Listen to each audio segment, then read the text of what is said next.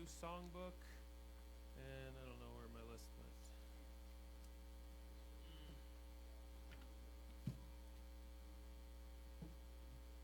Yeah, I might need that. Let me see if it's here. Found it. Okay, 365. 365. Start with "Are ye able?" 365. This is the disciples telling Jesus they are able when they are probably actually not able. 365.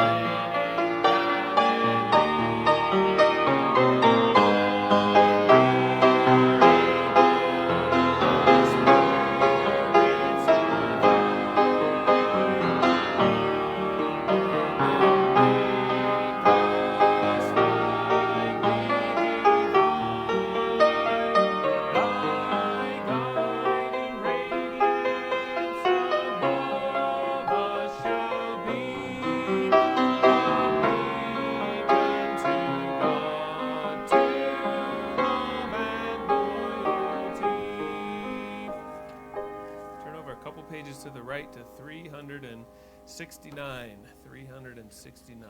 Give of your best to the Master. This afternoon we're looking at God's young man. God's young man. 369. Give of your best to the Master.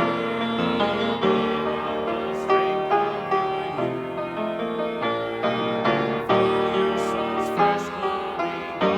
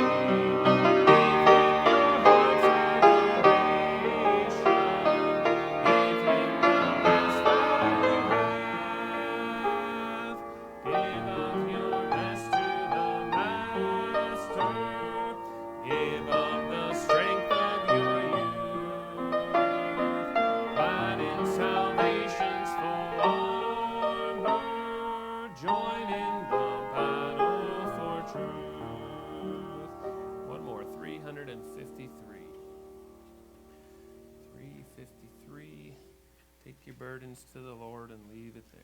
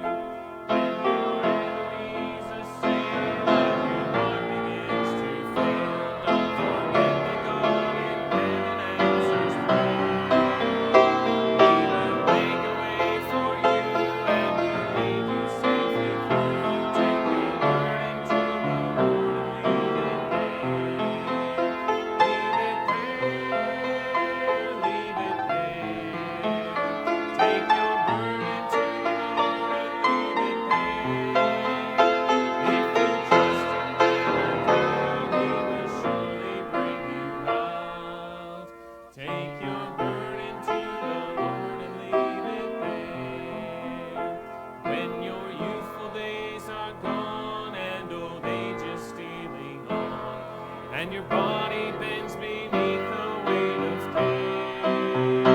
He will never leave you then, He will go with you to the end. Take your burden to the Lord and leave it there. Leave it there, leave it there. Take your burden to the Lord and leave it there. If you trust and never doubt, He will surely bring you out. Take your burden to the Lord and leave it there. Be seated. Got a Bible this afternoon and a notebook. I think you ought to probably take notes on some of these thoughts. These are some things I've collected from a couple friends of mine. So just a quick review, and then we'll pray and get into this lesson. Maybe turn to Exodus 33. We'll start there. Exodus 33.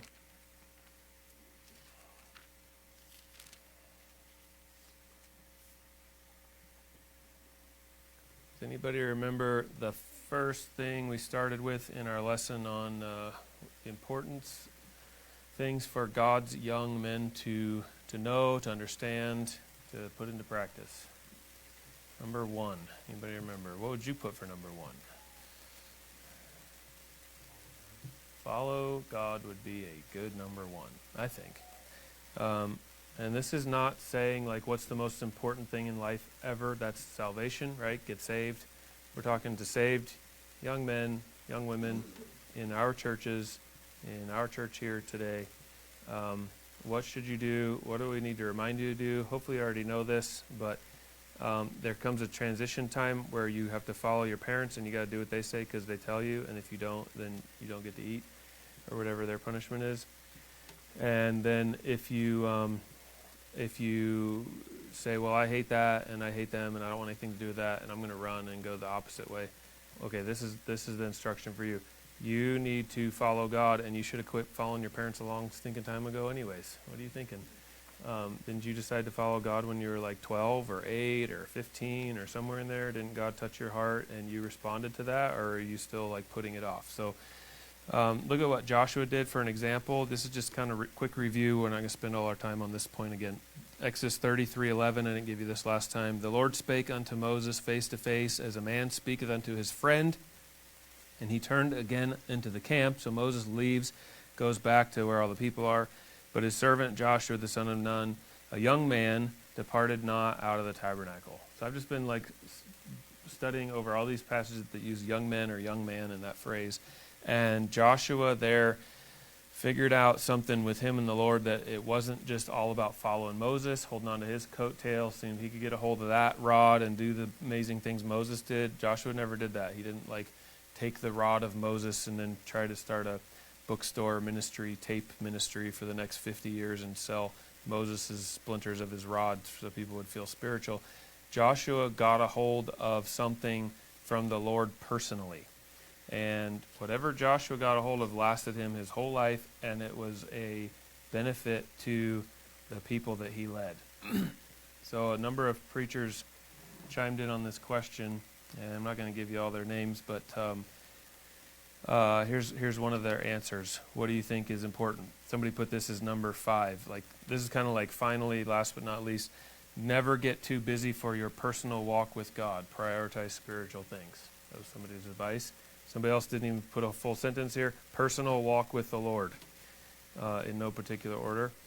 Another one said consistency in personal devotions. Somebody else said there is no replacement for a personal walk with Christ and personal obedience to Christ. Are you seeing a theme here? 4 out of 6 or 7 preachers, however many chimed in on this, are all saying, another one, seek ye first the kingdom of God. Put the Lord first, and your personal walk with him matters more than anything else in this world. And if you haven't learned that and hello, you made it. You're here. Scarlett's up from the dead. She arose. If you don't figure out that this is the most important thing, then here's what you're going to say in 5 to 20 years. Here's what you're going to say. I've just been waiting for God to give me a sign.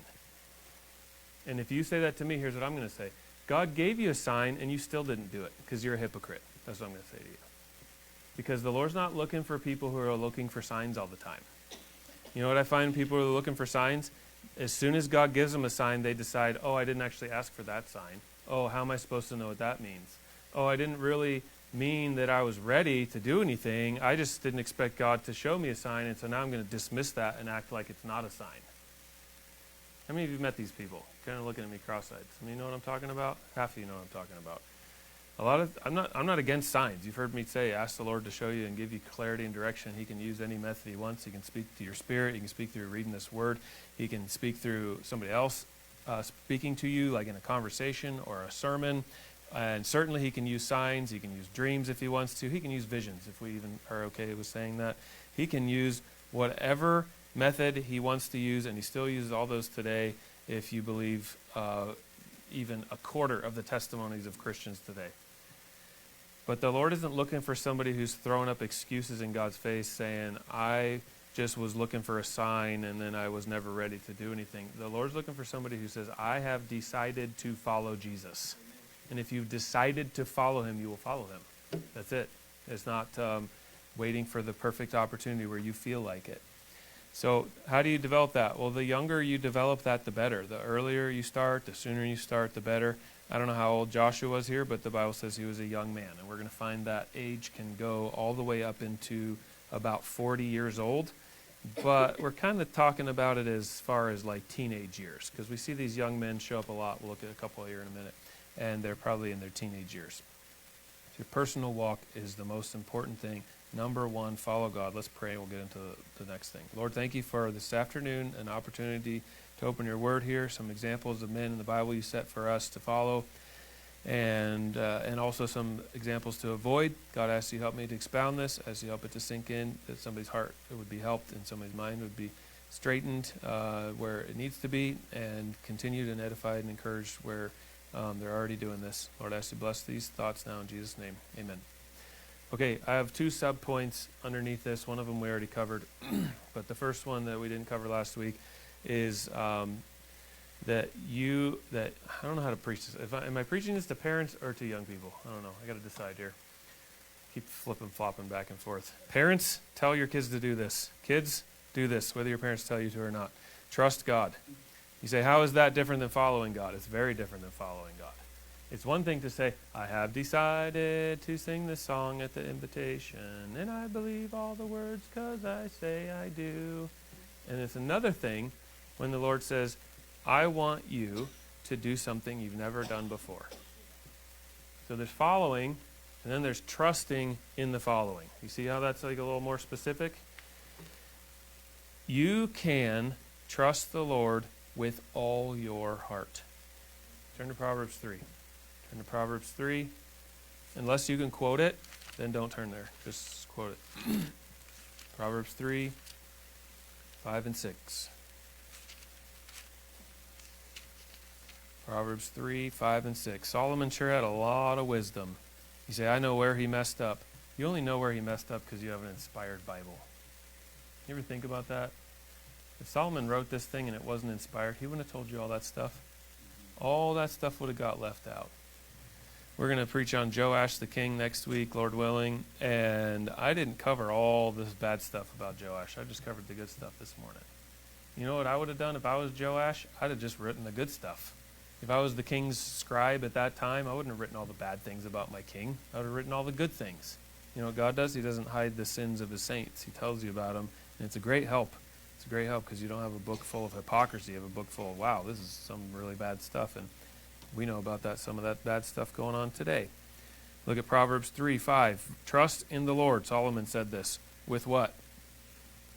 All thine heart. So if it's a command, you can do it. Lean not unto thy own understanding. So how do you trust God with all your heart? You quit trusting God with part of your heart. What would partial heart trust be? It would be trusting in your own understanding of situations and your limited eyesight. That would be the trusting in man's ways. Like, I can think it, I can believe it, I can expect it to be, and this makes sense, so I trust that. That's a partial trust. That's a half-hearted trust. Trust in the Lord with all thine heart. And then look at verse 6. In all thy ways acknowledge him, and he shall direct thy paths. The Lord will keep directing you. So here's a real practical thing. The Lord gives you some direction. He says, go to Billings, Montana. He told me go to Billings, Montana. Okay, so I go to Billings, Montana. I help a guy. The Lord blesses it. Everything we do there is blessed. And then I feel like, I don't think he really wants me here, and so I leave. So I go to Hardin. And what does the Lord say to me while I'm in Hardin? What did the Lord say to me in Hardin? Nothing. Yeah, get my butt kicked. Face slapped. That was the motion she made. Face slapped. What happened in Hardin? I don't know. Can't hear clearly. Can't get any direction. Can't get any like confidence in what we're doing. No traction. Like, what are we doing? Why are we doing? And then I sat down one time, apparently, I don't remember all the details to how, I just remember thinking, you know what, the last thing I got told really clear from God was go to Billings. You know what I think I ought to do? Probably just ought to scooch on back to Billings. Now, that wasn't like the Lord didn't do anything and people wasn't helped or people weren't helped. It's not like nothing happened. But in the following the Lord and the direction of God and trusting him, I didn't trust God to take care of me in the situation we were in Billings, and I could give you all the reasons why I didn't. There are a bunch of good reasons. I'll give you some. I didn't want to cause a division in the church. That sounds like a pretty noble reason, doesn't it? I was taught don't go to churches and cause problems. Or that could be my own pride because the Lord didn't tell me to leave. See how you can twist those up in your head? That's my own understanding. I'm okay talking about this because it's been almost 15 years now, and everybody else has moved on, so have I. What's another thing? The pastor's kids were a bunch of brats. Well, what's new? It wasn't surprising. It was just, it caused contention because our kids weren't. So we left so we wouldn't cause a problem. Not just not split the church, but not have all the people coming to us like we were the pastor when we weren't the pastor. I wasn't the pastor. Neither was Beth. But doesn't that sound like a good reason? I'm not trying to make this guy look bad. I'm here to help him. He doesn't like where I went to school. Okay, that's also not surprising. I had kind of gotten used to that. So that sounds like a good reason. He's got his other ideas, and he doesn't want to hear my ideas. Okay, except the one problem is the Lord led us there, and he showed him that he led me there. I could tell you that story in 5 minutes. And he showed me that he led me there. There was no confusion about that. The only confusion was me not wanting to trust God in the following God. So what happens? Well, you take a detour and it takes you a while to come back around. And some of you have been there. Amen? All right. So what do? I said this last time. Just start following God today. Right? Quit worrying about trying to undo it. There's no way to undo with God. The Lord just gives Balaam new instructions. Go on with the Lord and do what he gave you to do. So start trusting God today. You can trust the Lord with all your heart. As a friend of mine said, you can trust God with your finances, with your friends, with your future, with your spouse, and I would like to add with trucks and a house. That's my addition to those. And the Lord knows what you need, and he'll guide you, and you can trust him. Another friend, I didn't know where to fit this, so I kind of crammed it in here, and it's a little side thought. He said, life is strange and decisions are unique. Normal is just a setting on the dryer, so don't expect normal, is what he's saying, right? And he said, don't complain. Get used to what happens and take on the challenges. And that kind of goes in the trusting phase, I think. Things are not going to go like you want them to go all the time. You're going to have problems with all of those things above: finances, friends, spouse, trucks, house. You're going to have problems with all those things. What did Jesus tell the soldiers when the soldiers came up to him and asked him for advice? Anybody remember? Pretty much. What was the phrase he said? It says it 3 times. Bible school student? Bible school student? Cody, what do you got? There was probably some Barreleys in there. Yep. Cody's closer than anybody so far.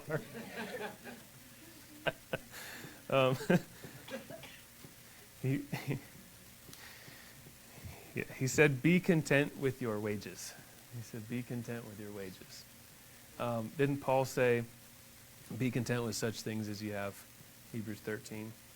And then Paul also said, Philippians 4, I have learned in whatsoever state I am therewith to be content. So being content is an instruction, but it's also something it takes time to learn. How do you learn it? You learn it in the trusting God. So God gives you some direction. You say, I don't know what you're talking about. This is why everything I've been preaching for the last year has been on listening to God and how to hear from God and listen to who he wants to tell you, who you are, who he's talking to you, who he's speaking to, when he's speaking to you, how to know what to do, what your calling is, find your gifts. Like, has anybody been paying attention for the last year? This has been heavy on the topics of the last 365 days of sermons, so that you can figure out how to follow God. In the following, there's some trusting. In the trusting, there's learning to be content. And I promise you, looking around at other people and comparing yourself to other people will not make you content. I heard something this week, and I don't have any way to check this because I don't know a thing about basketball. But they said this about Michael Jordan, that he was always comparing himself to other people, and when there wasn't an enemy that was something he needed to compete and improve in, he would make up an enemy. And then he would train that way and drill that way. So everywhere he went, he was always fighting an enemy, whether manufactured or whether real, that he needed to get better so that he could beat that enemy. That kind of fails in the end, though. Doesn't the Bible say to watch out about comparing yourselves among yourselves? It says it's not wise. So in comparing yourself or making an enemy or finding other people, and you always have this battle, like you always have this thing you have to get upset at somebody else about. I've heard preaching like that. Some of the old fiery preachers, you're like, man, that was amazing. It ain't gonna rain no more. You're just mad at everything. That's all. You're just upset all the time. How is that helping people? Maybe it helps World War II people. I don't know. But it isn't scriptural, I don't think, to just make up enemies and fight against things that aren't there, when the Apostle Paul twice and Jesus himself said, be content where God put you. Now, this is assuming that you're following his instructions and trusting him. Okay, does that make sense? I don't know if I explained the basketball part very well. But ask somebody who knows basketball and likes Michael Jordan. And then we did say this last time. Teach them. Teach them. I'm teaching you. We are available. I'm here to help you do that.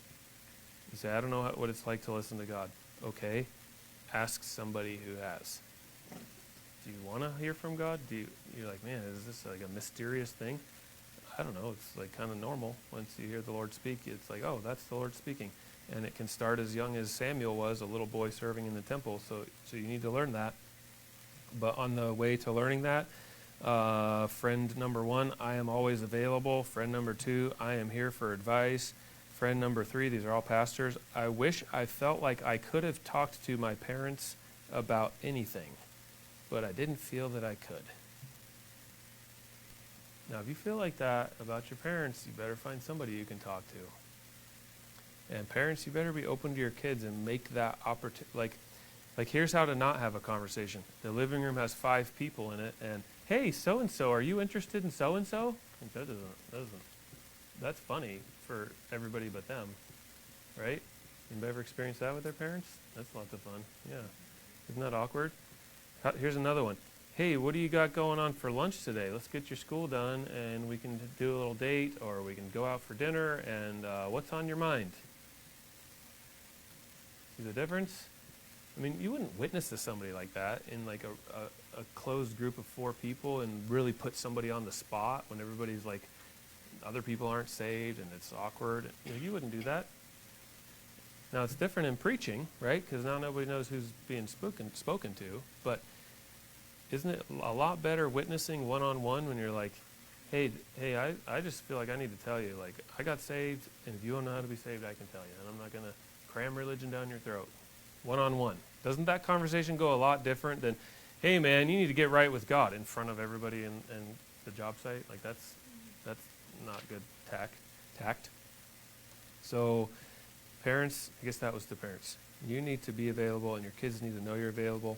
And the reason I made that sheet that I passed out this morning is I read up on this a little bit, and it said some people in business and church settings, they say, we have an open door policy. If there's any problems, you can come to us anytime.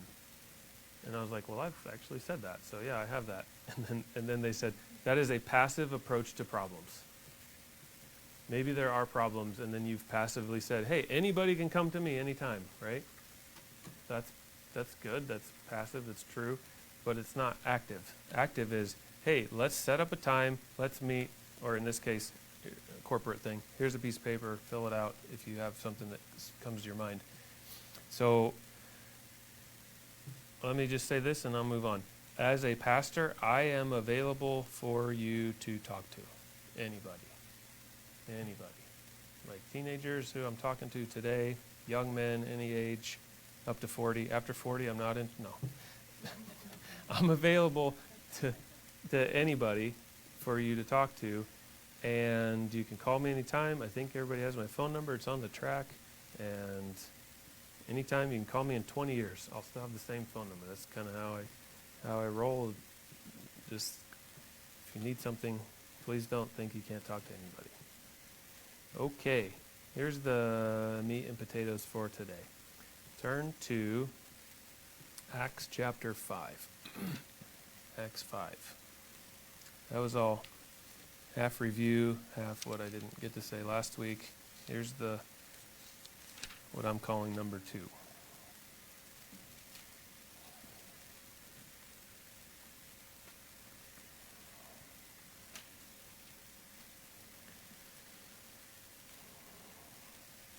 Number 2, what do young people need to understand? It's time to get to work. You need to work, and you need to work hard. See, where do you get that in the New Testament? Look at Acts chapter 5, verse 1. A certain man named Ananias, with Sapphira his wife, sold a possession and kept back part of the price, his wife also being privy to it. So they said they gave all the profit, and they gave part of the profit. And they brought a certain part and laid it at the apostles' feet. So they sold the land, they made like $100,000, and then they told Peter, like, here, we're giving you all of our profit. We're writing you a check for 40 grand. Here it is. This is everything we made. That's what they did, essentially. So they lied, and they didn't get in trouble for giving. They got in trouble for lying. Verse 3, Peter said, Ananias, why hath Satan filled thine heart to lie to the Holy Ghost and to keep back part of the price of the land? Why didn't you just... Well, he says that 4. While it remains, was it not thine own? And after it was sold, was it not in thine own power? You could have given the $40,000 and said, hey, we kept back part of it, and this is what we decided to give you. Why hast thou conceived this thing in thy heart? Thou hast not lied unto men, but unto God. And Ananias, hearing these words, fell down, gave up the ghost, and great fear came, I guess so, on all them that heard those things. And then who shows up in verse 6? The young men. What job do they get? Do they get to see a resurrection? Do they get to see Peter work a miracle here? Somebody get healed? See that dead corpse over there? Go clean that up. Who? Some unnamed young men. Go get the shovel, start digging a hole, get the rags, wrap them up, get to work. Who gets that job, young men? Who gets that job, according to the Bible? Young men get that job. I'm speaking of ladies too. Sometimes you got to bury buffaloes, I'm sure. Chloe, is that on your to-do list this week? No? Might be after today. Sorry. And it was about the space of 3 hours after, when his wife, not knowing what was done, came in, and Peter answered unto her, Tell me whether ye sold the land for so much. She said, Yeah, for so much. Then Peter said to her, How is it that ye have agreed together to tempt the Spirit of the Lord? Behold, the feet of them which have buried thy husband are at the door, and shall carry thee out. Same young men. She fell down straightway at his feet, yielded up the ghost, and the young men came in. Peter's like, I got another job for you. Guess what? It's a whole lot. Same story, second verse, a whole lot worse. And found her dead, and carrying her forth, buried her by her husband. Good thing the dirt was still freshly dug up. That was probably a little easier, actually. And great fear came upon all the church, and as many as heard these things. When you're young and you have the energy and the strength, it is the time to get to work. 10 years ago, it kind of used to bother me to boss people around and tell them what to do. And after owning a business and growing up past 30, I don't have that problem anymore.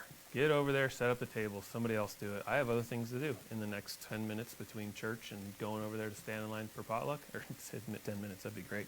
Next half hour to hour before I get in line over there. There are other things for me to do that I shouldn't be doing the young men things. Pack up the tables, wash down the chairs, church cleaning day, all the young men ought to be there, the car wash for raising money for camp and all those things. There are jobs for young men to do while they're young and while they have strength, and you need to use that energy productively. And I want to talk a little bit about work today. Look at Acts 28. It's not all just dirty work, cleaning up messes, and in this place, terrible mess, dead bodies. Look at Acts 23. It's not all just grunt work. It's not all pushing a broom or splitting firewood or cleaning your room 8 days a week. Acts 23, some of it's pretty cool. Look at Acts 23. I don't want to read the whole thing. There's a conspiracy in verse 13. That's cool if you don't believe in conspiracies. Not cool. How about 16? When Paul's sister's son heard of their lying in wait, so somebody's trying to kill Paul, he went and entered into the castle and told Paul. Then Paul called one of the centurions unto him and said, Bring this young man unto the chief captain, for he hath a certain thing to tell him. So he took him. Now this young man gets to go on this top secret mission for Paul with the chief captain, and said, Paul the prisoner called me unto him and prayed me to bring this young man unto thee, who hath something to say unto thee. Then the chief captain took him by the hand and went with him aside privately and asked him, What is that thou hast to tell me? And he said, The Jews have agreed to desire thee that thou wouldest bring down Paul tomorrow into the council, as though they would inquire somewhat of him more perfectly, but do not yield unto them. Now this young man has a mind on his shoulders. He's got a brain that's functioning. Look at all this detail he's giving. They're going to lie in wait for him. There's more than 40 men. They bound themselves with an oath. They're not going to eat or drink till they kill him. And now they're ready, looking for a promise from thee. So the chief captain then let the young man depart and charged him, See thou tell no man that thou hast showed these things to me. Top secret mission. And he called unto him 2 centurions, make ready 200 soldiers to go to Caesarea. Boy, that got the wheels turning. All of a sudden, the whole government's in action with 200 foot soldiers to give Paul an escort to the next place so he doesn't get killed before he gets tried by their court system. Now, if you want to deal with the cool stuff, you got to do the dirty stuff too sometimes.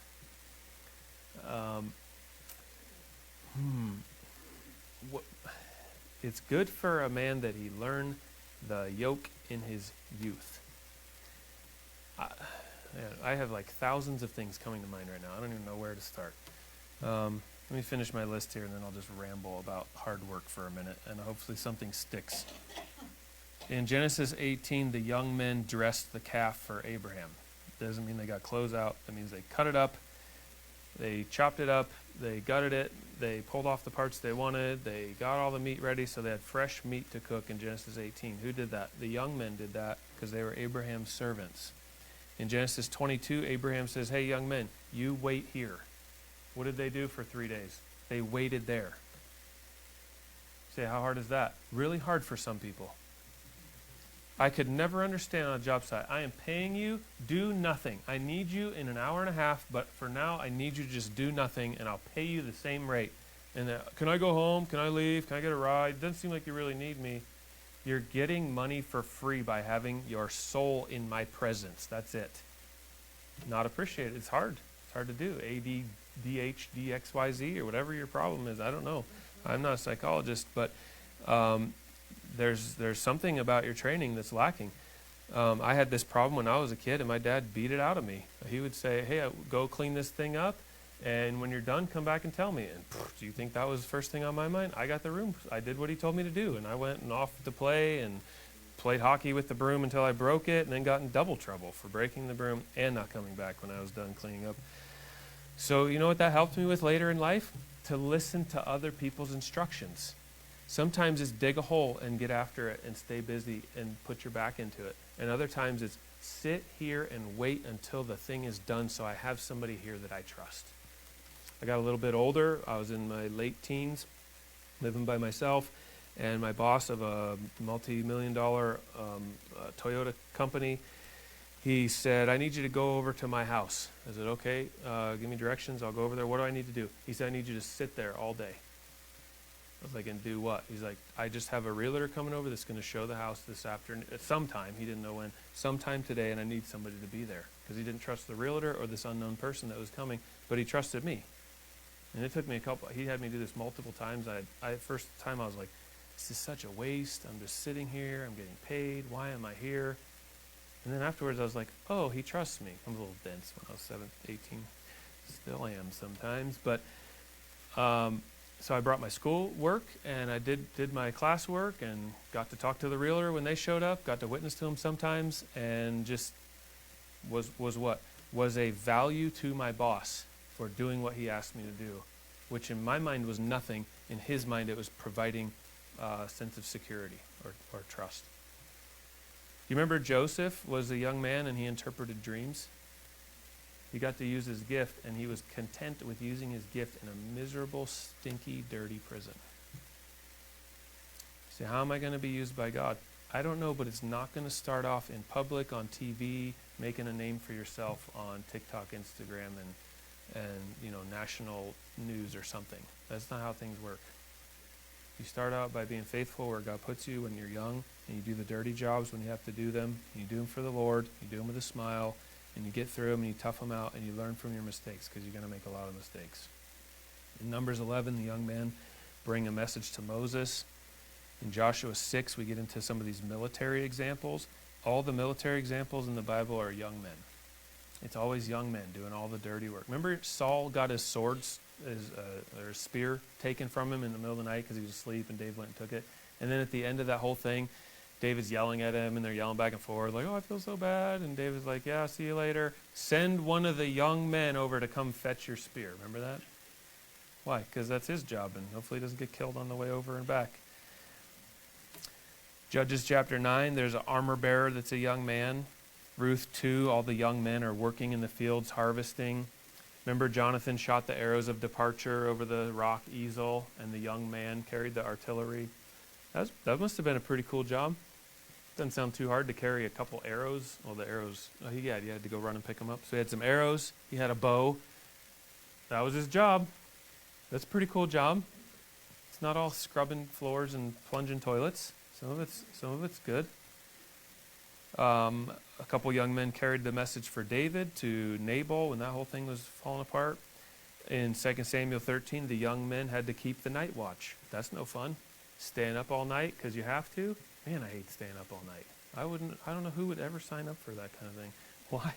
Why would you willingly choose to do that?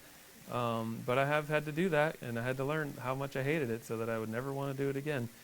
And it's hard to stay awake at night, especially on a night watch where the last thing, like there's nothing to do. Like, what are we watching? You're watching, hoping nothing will happen.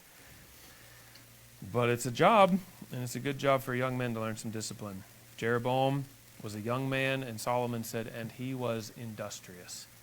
So Solomon gave that guy resources, gave him some cities, gave him some jobs to do, and he ended up turning on the nation of Israel, but that wasn't Solomon's fault. That was Jeroboam's fault. Well, kind of Solomon's fault. Anyways, he was a young man that was industrious. Now turn to 1 Kings 12. 1 Kings 12, I think this will be the last passage. Say a few things here about hard work, and then we'll be done. 1 Kings 12. You need to learn to work hard, and I want to give you some caveats with that I did not get when I was younger. 1 Kings 12. Now, not like blaming anybody. I was probably taught these things and missed them. Or I caught other things that other people had to learn later. So I'll talk about that in just a second. Look at 1 Kings 12. So at this point, the young men are known for their what? What are we talking about? Their job, their work, hard work. Okay. Now let's look at 1 Kings 12. You know the story, so I'm going to read it quickly. Verse 1, Rehoboam went to Shechem. He's the king. For all Israel were come to Shechem to make him king. Came to pass when Jeroboam the son of Nebat, who's in Egypt, heard of it. Skip down to 3. They sent and called him. And Jeroboam and all the congregation of Israel came and spake to Rehoboam. Thy father made our yoke grievous. Now therefore, make thou the grievous service of thy father and his heavy yoke which he put on us lighter, and we will serve thee. Quit being such a hard taskmaster. Solomon drained us. He just wrung us out. We have no life left in us, and we need a break.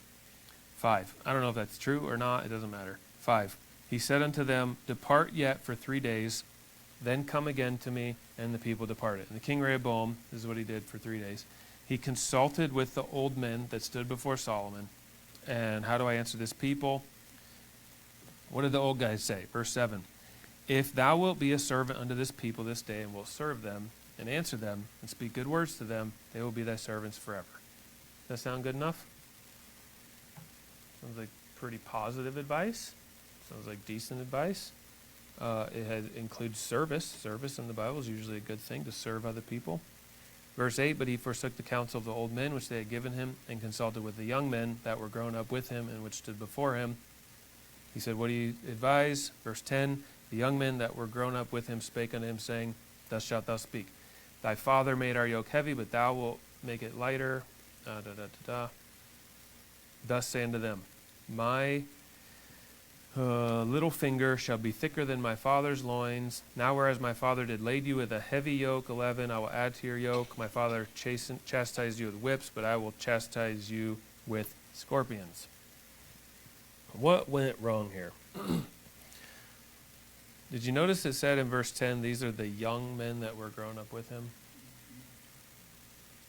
Okay, so far in our study, we haven't found anything, and I'll tell you in the future stuff we're going to look at, there's nothing in here that says in the Bible, go to young men for wise counsel and advice. Now I've asked all the men here to preach coming up on Watch Night service. You say, well, you're contradicting yourself. I have a verse for that. Ready? It's the foolishness of preaching that saved them that believe. Amen? On all kinds of levels. You didn't think of that level, but it includes 30-year-olds preaching at people 3 times their age. Like that's part of the foolishness. So is the Spirit of God in it? Are they listening to God? All that. Now, as a rule, young men are not known for their experience. They're not known for deep understanding of circumstances. Young men are not people that you go to and rely on them and say, I'm trusting my life, my business, my finances, and my reputation. With what direction should I go next? Don't go to 20-year-olds and 30-year-olds. And in this case, these men are Rehoboam's age. It says they grew up with him. Rehoboam's 40 when he's made king. So let's just take this super literal because I'm a premillennialist. Ready? You should probably go to people that are in their 50s, 60s, and 70s for counsel and wisdom and advice. I hate it when the preacher friends of mine come to me for advice and we're close to the same age because I'm like, I don't know. I'm not like interested in giving you financial advice. I got enough questions myself. I don't know. Like, here's what I'm doing with my kids, but my kids are still teens and not teens in single digits. So I don't know if I'm the guy to give you specific advice for your specific things. Like, I have all these general things I preach on that are true and I follow them, but all those have to be interpreted differently for different kids. So what did they miss out on? Any guesses on what the young men in this passage missed out on that the old men had? We found it in one word, the word serve, which includes obviously work and hard work. Do you think the young men that grew up with Rehoboam knew anything about hard work? I don't know if Rehoboam had any brothers. You assume that he did with 1,999 like stepmoms. But I assume he had some brothers, and maybe those are his siblings. Either way, these are the guys that grew up in the palace. These are the guys who grew up and had it all handed to them on a silver platter and didn't understand what Solomon was writing about in Ecclesiastes, about the travail of men and the serving and the toiling and the vanity of it, and then coming to appreciate those things and how they develop your character for life. So the old men said, Rehoboam's friends were called the young men, and they fouled up the counsel, quote, counsel, when they hadn't mastered the service. So the old men said, if thou wilt be a servant unto this people this day, and wilt serve them, they will be thy servants forever. I think that's a good quote to put in the front of anybody's Bible. If you'll be a servant, they'll be thy servants forever. Isn't that the Christian life? Jesus didn't come to be ministered unto, but to minister and to give his life a ransom for many. So young men, now is the time to serve, and later is the time to give counsel. And if you want the age 50, I didn't write it down, but the age 50, you'll find it in the Levitical priesthood. When they were 50, they stopped doing the servile work of the temple. Something about that age that the Lord said is a definitive marker. From 20 to 50, you serve. You say, were they done in the temple? No, they were still Levites, and they were still working there, but they weren't like hauling water. They weren't hauling out the ashes and cutting up the sacrifices. Don't you know if like thousands of people were coming there to do sacrifices, that somebody had to manage those people? Somebody to handle their family affairs, somebody to give them counsel, somebody had to have the wife drink the water with the dirt that was scooped up on the, like somebody had to do that, wherever that took place. Shut all the curtains. We're doing a weird thing today. Drink this water, and if you rot your belly out, we'll know it was you. Well, somebody had to do that. It wasn't. I hope it wasn't the 20-year-olds doing that. So, let me give you some loose thoughts on work, and we'll be done here.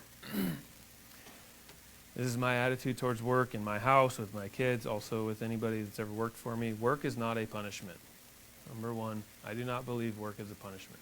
Sometimes my kids frustrate me, and I don't want to discipline them some other way, so I'm like, I know what I'll do. I'll punish them with more work. And then I stop myself and I say, no, I was taught not to do that, and that was wise counsel from somebody who's much older than me. Work is not a punishment. Work is a privilege that not everybody has the opportunity to enjoy. Some people cannot work. Maybe it's a mental handicap. Maybe it's a physical handicap. There are many people in this world. I hope you young people are listening to this, because I don't like single you out all the time, but you have a privilege if you have working limbs and working brains on top of your shoulders. You have a privilege that not everybody in the world has.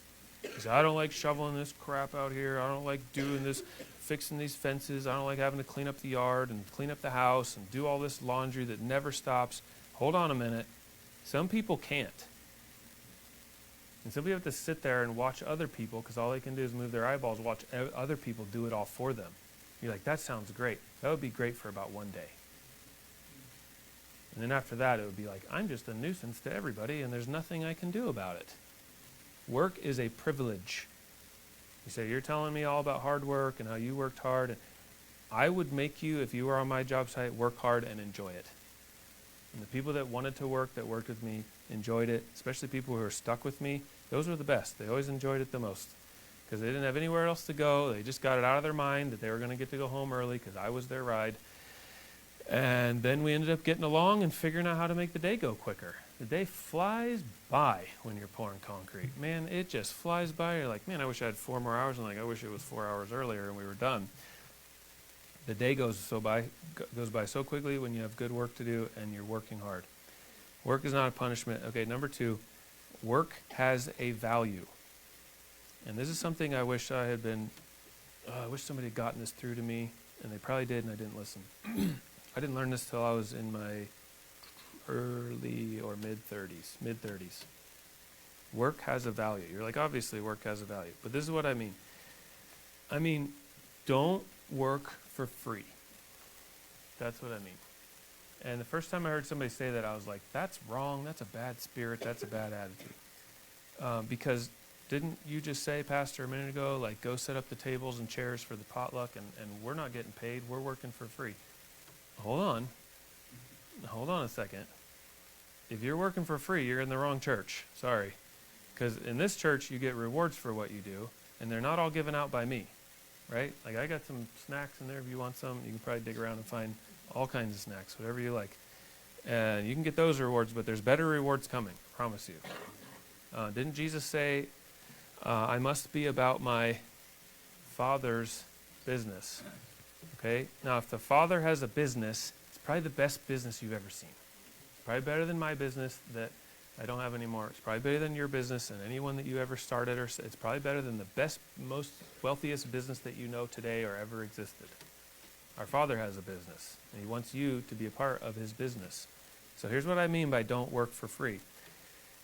There's 4 rewards you can get for working. Number 1, you can get money. Okay, you can get a payment, or we can say a trade or whatever.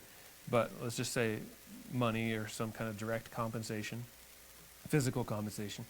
You can get eternal riches. Okay, that's the second type. There's eternal rewards in heaven. If that's not true, check out now, because I'm working for eternal rewards. Number 3, here's an emotional reward. You can get the reward of self-gratification. So some people do volunteer work or give sacrificially or give of their money to charity, and they do it not maybe it's not even sacrificial. They do it not because it's expensive to them. Maybe they get a benefit in a tax write-off, so it has some monetary weight. But the bigger reason is it feels good. That's just self-gratification, just a fancy way of saying, I give so that I feel better. And I don't think that's always wrong thing to do. That's one reward. Now, if that's your only reward, you got your reward when the feeling ended. That's the end of it, right? You felt better, you gave the money, you gave the time, you painted, you did a missions trip, and you didn't talk to anybody about the Lord. Okay, well, those things are needful, and somebody needs to do that. I hope there was something spiritual going on there at some point. But if all you got is a self-gratification, that is very short-lived. It's only the only thing shorter-lived is your paycheck that's spent before you get it. So I think it's valuable. I think it has a value. Okay, but then there's this last one, and this is the real problem. The 4th reward for work is no payment at all. No payment at all. And that's a really bad one. It's really bad for you to work without any compensation. You say, well, that's what my parents do to me. No, they don't. No, they don't. You have warm, clean sheets. You have running water in your house. I know, I've been to your houses. You have clothes and you have food every day, and you have like heat bill that's paid for by somebody, and probably air conditioning in the summer. That's not for nothing. So that's not what I'm talking about, no pay. I'm talking about you grow up and you don't value your own work because you think work might be a punishment. You think work is like, I should just do it, and I'm going to outshine these other people because I'm going to work harder than them just because I'm going to show them they're not good workers. And this is a really twisted attitude to have. And to explain this thing and how it works out, I got to explain these 4 parts to a story really quick. How many of you know every story that's ever told has 4 main characters? Anybody know? Has anybody studied this? Okay, any story that has any depth to it or becomes a classic or holds your attention is in movies and playwriting, script writing, and books, fiction books, and then all the Bible stories have these things. So there has to be 4 people in any story. So number 1, everybody knows every story has a hero, right? Every story, there's always a hero, and here's the guy that saves the day. Here's the guy that the whole thing focuses on.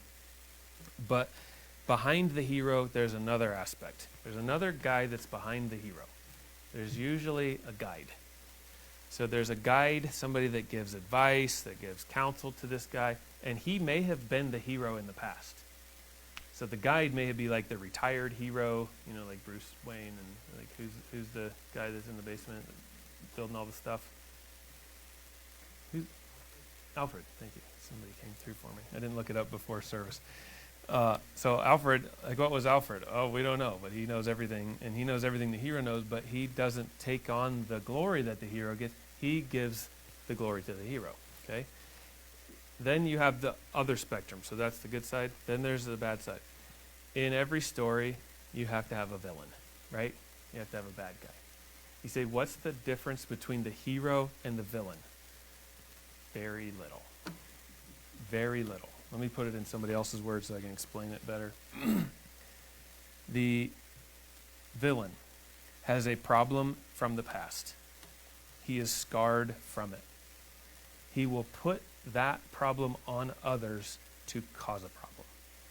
That's the villain in just a most general sense. What's the hero? The hero had a problem in the past. He is scarred from it. But he will overcome it to solve a problem. What's the difference between the villain and the hero? The hero went through a problem, and he says, I don't want anybody to ever have to go through that again. The villain went through a problem, and he said, I want everybody to suffer like me. This is Garden of Eden. This is Batman. This is everything in between. There's one more. This is called the victim. If there's a villain, there has to be a victim. Because the hero can't be the victim because he's the hero, right? He can temporarily be the victim, but then he has to outshine that and become the hero. So who is the victim?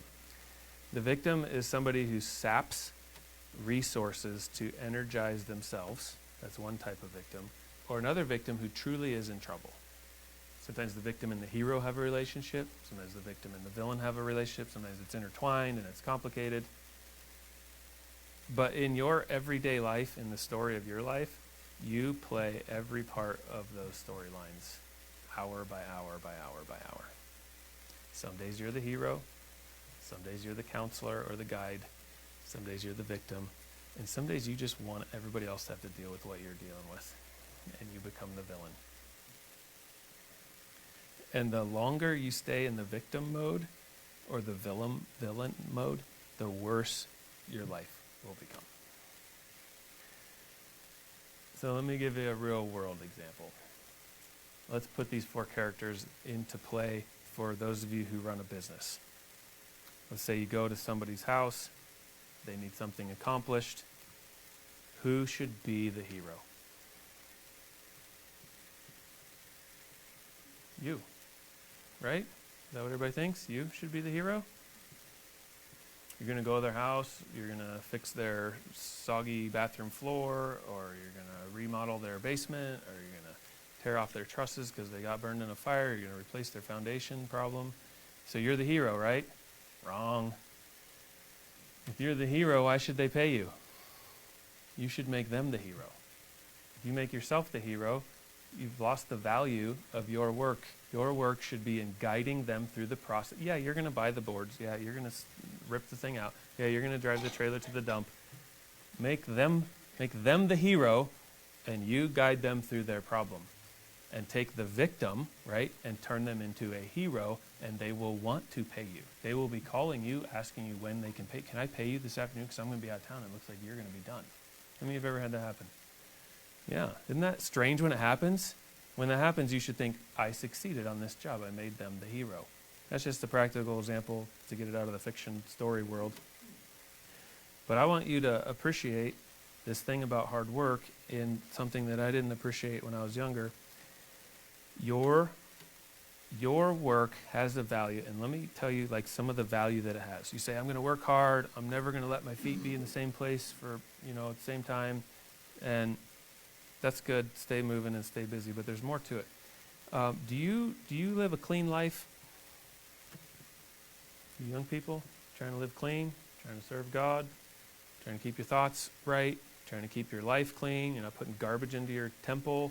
You're not messing up your future and like you're doing those things, right? Not because I browbeat it into people, because I try to give you like there's a reward for all these things. One of the rewards for clean living is good health later.